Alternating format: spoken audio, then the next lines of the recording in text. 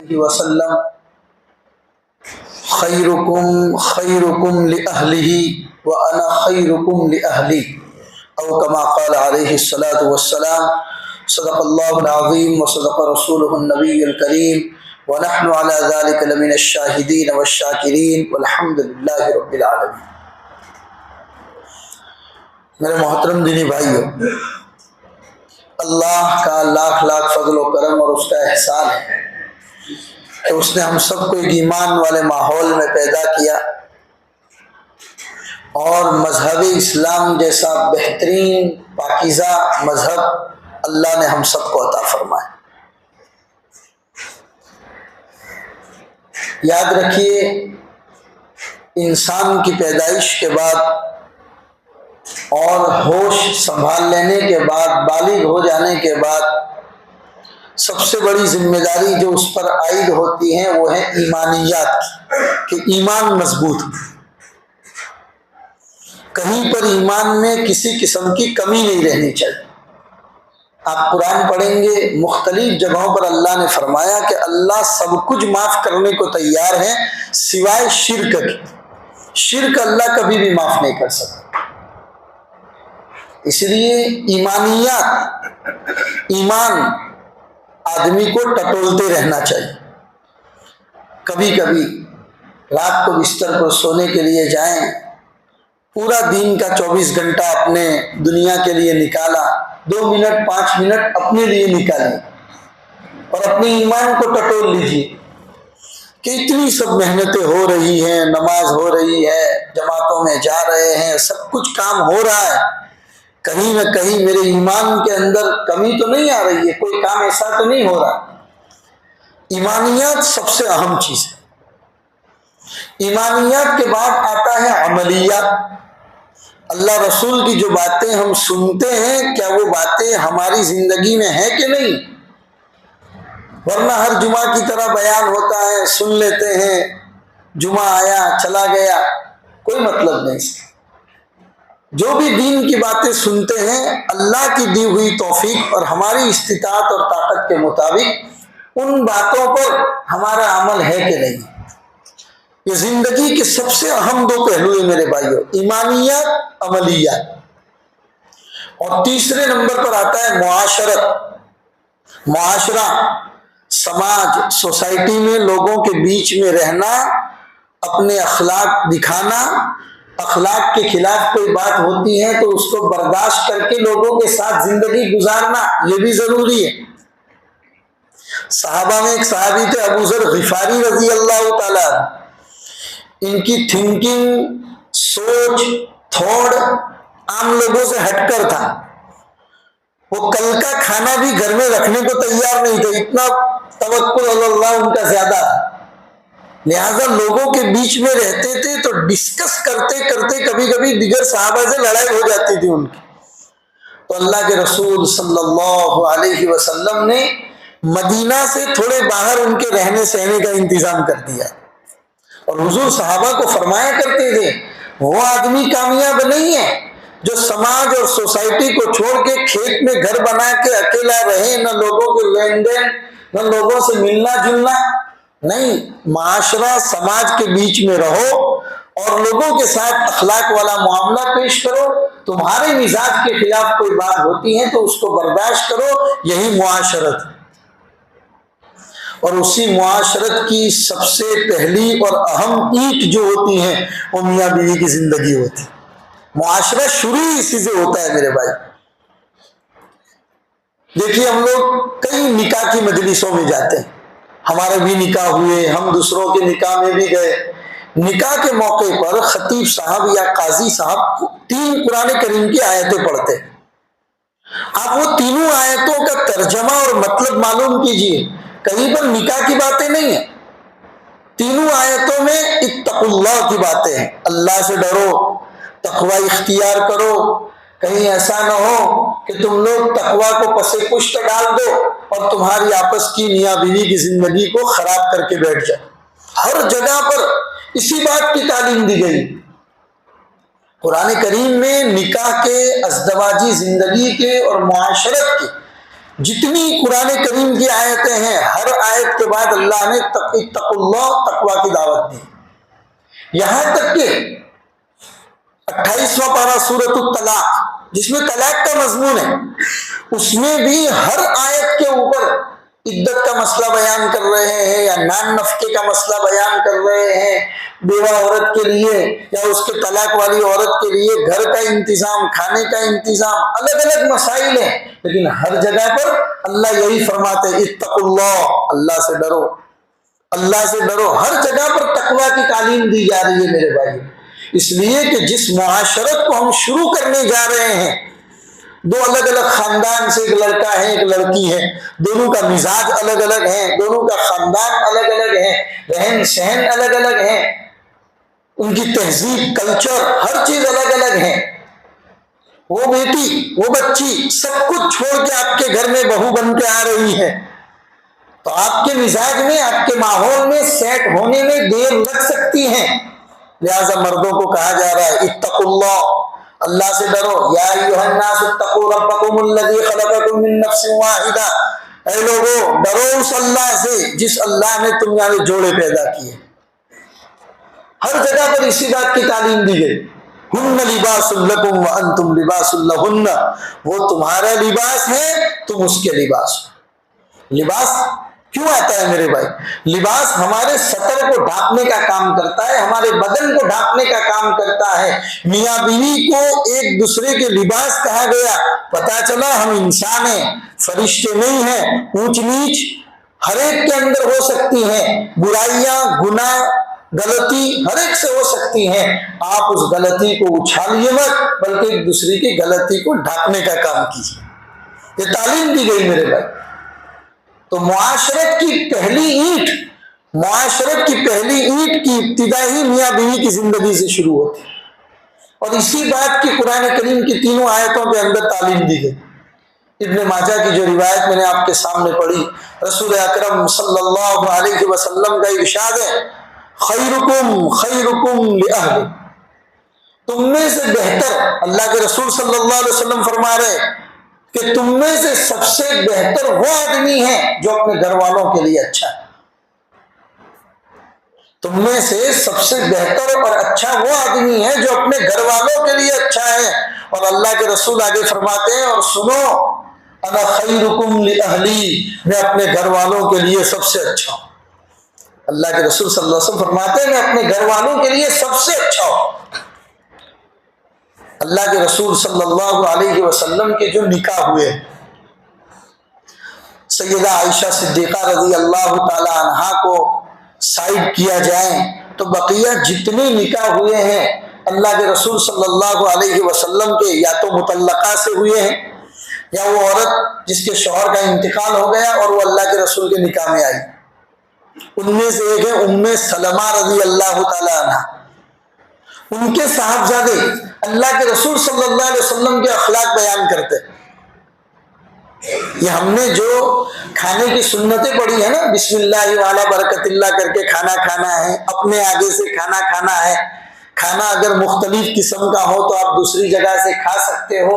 یہ ام سلمہ کے وہ بیٹے بیان کرتے ہیں کہ ہماری ماں ام سلمہ ہم کو جلدی سلا دیتی تھی کہ کہیں ہمارے جاگنے کی وجہ سے اللہ کے رسول صلی اللہ علیہ وسلم کے آرام میں فرق نہ پڑ جائے.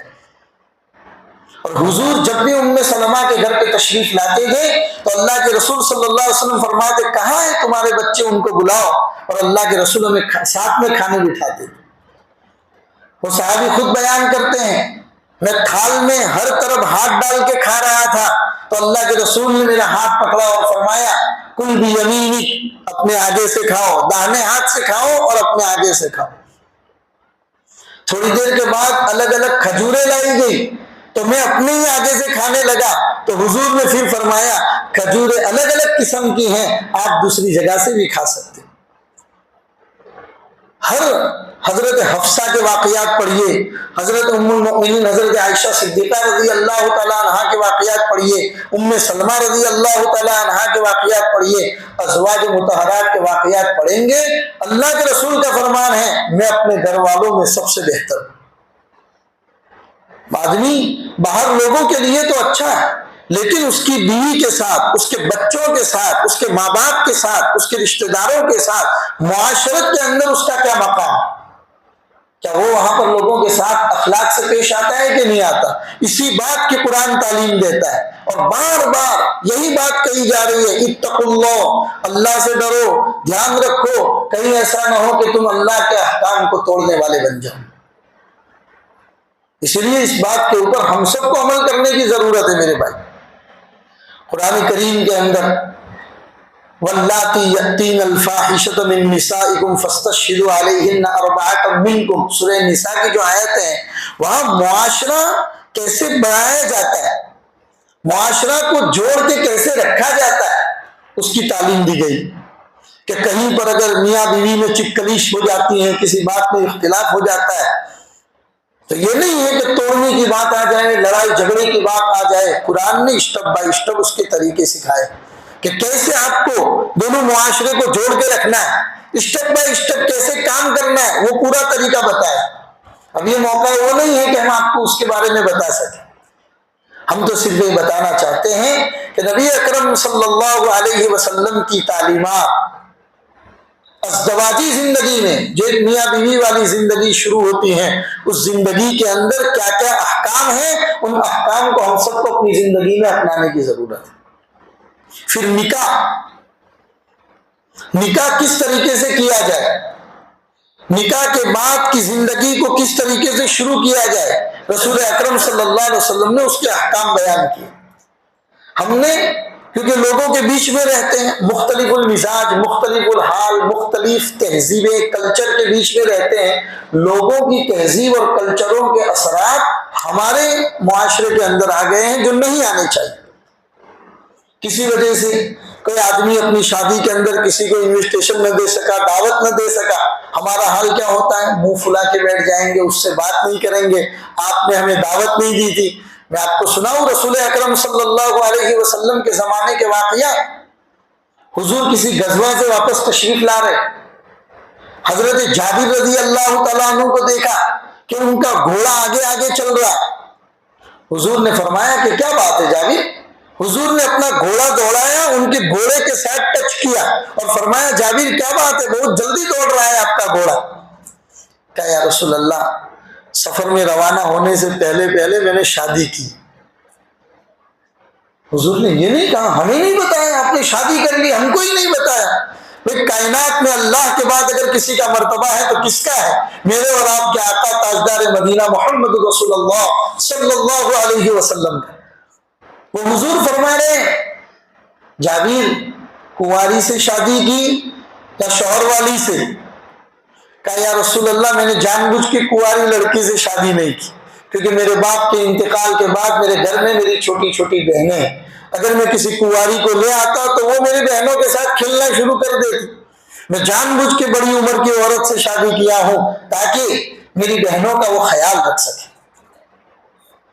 حضور نے فرمایا اولی ولو بشاتن، چلو ولیمہ کرو اگرچہ ایک بکری ہی ہو۔ اولی ولو بشاتن والی روایت دوسرے صحابی کے ساتھ بھی اللہ کے رسول نے بات کہی تھی۔ چنانچہ حضرت جابر مدینہ پہنچے، اللہ کے رسول نے صحابہ سے فرمایا اپنے گھر میں جو بھی کھانا ہے لے کے آؤ۔ سب کھانا لے کے آئے، حضور نے فرمایا یہ جابر کا ولیمہ ہے، چلو شروع کرو۔ اور یہ بات مدینہ پہنچنے کے دوسرے دن کی اللہ کے رسول نے پتا چلا ولیمہ سنت ہے میاں بیوی کی ملاقات کے بعد۔ ہمارا کیا حال ہے میرے بھائی؟ جمعہ کو نکاح کروا دیں گے، سنیچر کو کھانا کھلا دیں گے، سنیچر کو اس کو ولیمہ بولتے ہیں، حالانکہ وہ ولیمہ نہیں، سنیچر کو ہم کھانا کھلا دیں گے اور اس کے بعد پھر میاں بیوی کی ملاقات ہوتی۔ ولیمہ کہا کس کو جاتا ہے؟ میاں بیوی کی ملاقات کے بعد جو کھانا ہوتا ہے اس کو ولیمہ کہا جاتا ہے۔ لہذا میرے بھائیو، ہم سب کچھ خرچہ کرتے ہیں شادی بیاہ کے اندر، پورا انتظام کرتے ہیں اور کوشش بھی کرتے ہیں، جیسے کہ مسجد میں ہم الحمدللہ نکاح پڑھتے ہیں، دوسرے لوگوں کی طرح ہالوں میں یا پروگراموں میں نکاح نہیں ہوتے، ہمارے اللہ کے گھر میں ہوتے ہیں۔ قاضی صاحب آتے ہیں، ہمارا نکاح پڑھاتے ہیں، سنت کے مطابق ہمارا نکاح ہوتا ہے، تو ہمارے دیگر کام بھی سنت کے مطابق ہو جائے، تاکہ یہ معاشرت کی پہلی اینٹ ہے۔ میاں بیوی کی زندگی جو معاشرہ ہم بنانا چاہتے ہیں اس کی یہ پہلی اینٹ ہے. اگر پہلی اینٹ سنت کے مطابق ہوگی انشاءاللہ موت تک کی زندگی سنت کے مطابق گزری. اس کو ہمیں اپنانے کی ضرورت ہے, اس کی کوشش کرنے کی ضرورت ہے. اللہ ہمیں اس بات کو سمجھنے کی اور اپنی زندگی میں اپنانے کی توفیق عطا فرمائے. پھر میاں بیوی کی زندگی جو شروع ہوتی ہے, قرآن نے اس کو کہا ہن لباس لکم وانتم لباس لہن, وہ تمہارا لباس ہے اور تم ان کا لباس. ایک دوسروں کی برائیاں لوگوں کے سامنے آگے جا کے بیان نہیں کیا کرتے. لیٹس گو جس کو ہم کہتے ہیں, بھائی چلو درگزر کا معاملہ کرتے ہیں. کیوں؟ ان اللہ غفور الرحیم. اللہ اگر ہماری چھوٹی چھوٹی باتوں پر پکڑ کرنے کو آ جائے اور ہمارے جو گناہ ہم اندھیرے میں کرتے ہیں, رات کو اپنے اپنے بستر پہ لیٹ کے یوٹیوب پہ نہ معلوم کیا چلاتے کیا نہیں چلاتے, وہ گناہ اللہ اگر لوگوں کے سامنے ہمارا ظاہر کر دے, صبح لوگ ہماری طرف تھوکنا بھی گوارا نہ کریں. وہ اللہ ہمارے ساتھ ستاری کا معاملہ کرتا ہے میرے بھائیوں, ہمارے گناہوں کو لوگوں کے سامنے ظاہر نہیں کرتا. آپ ایک شوہر بن کے زندگی گزار رہے ہیں, آپ کے ہاتھ کے نیچے آپ کی بیوی ہے, آپ کے بچے ہیں, آپ کے گھر کے دیگر افراد ہیں. چھوٹوں کے گناہوں کو درگزر کرتے رہو گے, پیار محبت کے ساتھ سمجھاتے رہو گے, زندگی آسان بن جاتی. قرآن نے کیا کہا, لتسکنوا الیہا, ہم نے تمہارے جوڑے بنائے. اللہ فرماتے وَمِنْ آیَاتِهِ أَنْ خَلَقَ لَكُم مِّنْ أَنفُسِكُمْ أَزْوَاجًا, ہماری نشانیوں میں سے ایک نشانی یہ بھی ہے کہ انسانوں ہم نے تمہارے جوڑے بنائے. وَجَعَلَ بَيْنَكُمْ مَوَدَّةً وَرَحْمَةً, جوڑے بنانے کے بعد ان کے بیچ میں مودت اور محبت ہم نے پیدا کی. کیوں؟ لِتَسْكُنُوا إِلَيْهَا, تاکہ تم تھکے ہارے کام کاج کر کے اپنے گھر آؤ تو تمہارے گھر میں آ کے تمہیں سکون ملے. گھر سکون کی چیز ہے. آپ دنیا کی کسی چوٹی میں چلے جائیں, چاند پہ چلے جائیں, ریسرچ سینٹروں میں چلے جائیں, آپ یہ سوچتے ہیں کہ کوئی آدمی اگر گھر میں سکون نہ ہو اور اس کو کسی کلب ہاؤس میں جا کے سکون ملے گا, یہ خواہ کی بات ہے. ایک انسان پوری دنیا سے لڑ لیتا ہے لیکن گھر آ کے ہار جاتا ہے اگر گھر میں سکون نہیں ملتا. بیوی بچوں سے اگر اس کو سکون نہیں ملتا, پوری دنیا سے لڑا ہوا انسان اپنے گھر میں ہار جاتا ہے.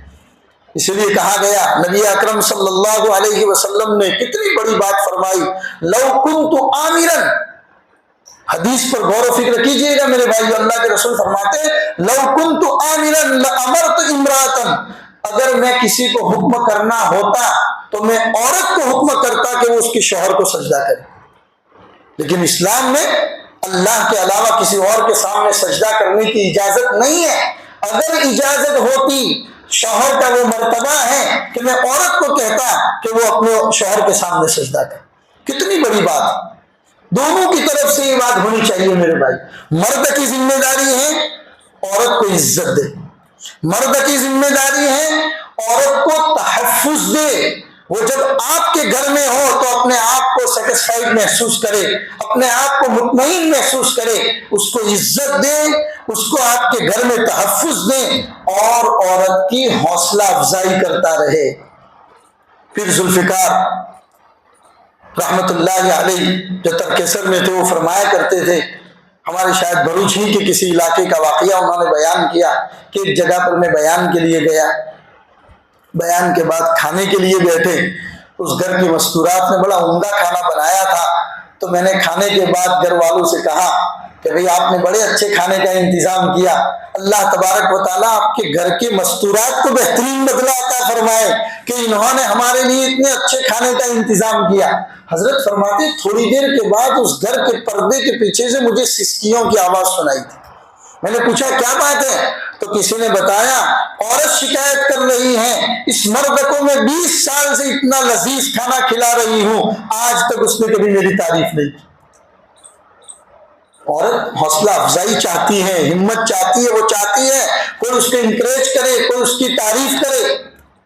یہ مرد کی ذمہ داری.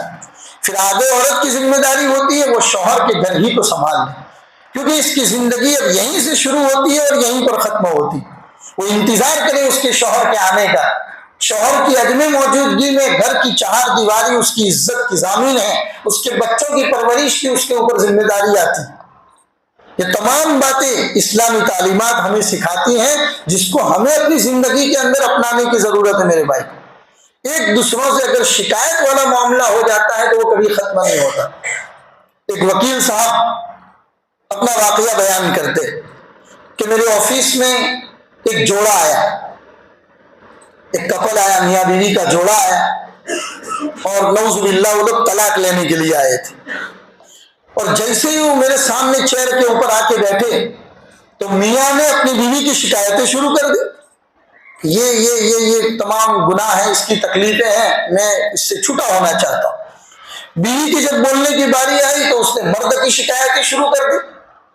وکیل صاحب کہتے ہیں کہ میں نے ان کی باتیں سننے کے بعد دونوں کو ایک ایک کاغذ دیا، دونوں کو ایک ایک قلم دیا، اور دینے کے بعد کہا کہ آپ کی ایک دوسروں سے شکایتیں تو میں نے سن لی، چلو اب ایک کام کرو، تم دونوں اپنے اپنے کپل کے بارے میں جو اچھائیاں ہیں اس کاغذ کے اوپر لکھنا شروع کرو.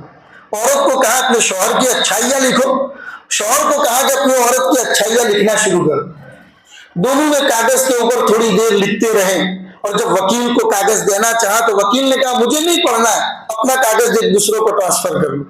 جیسے ہی انہوں نے کاغذ ایک دوسرے کو ٹرانسفر کیا، چیئر سے اٹھ گئے، میاں بیوی نے ایک دوسرے کا ہاتھ پکڑا، آئندہ کی زندگی محبت کے ساتھ گزاریں گے اس کا وعدہ کر کے میری آفس سے نکل گئے.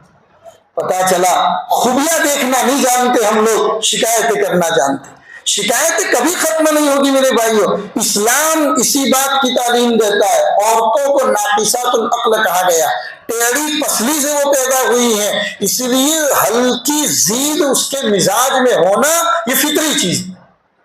آپ اس کو سیدھا کرنے کی کوشش کرو گے، اس کی مثال ایسی ہے کہ ٹیڑھی ٹہنی ہے، لکڑی کی ایک ٹہنی ہے جو تھوڑی سی ٹیڑھی ہے، آپ سیدھا کرنے کی کوشش کرو گے وہ ٹوٹ جائے گی.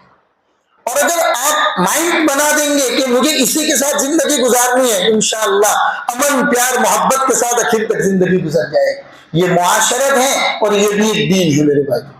دین صرف نماز پڑھ لینا، زکوٰۃ دے دینا، حج دینے کا حج ادا کر لیا، صدقہ خیرات کر لی، اس کا نام دین نہیں ہے.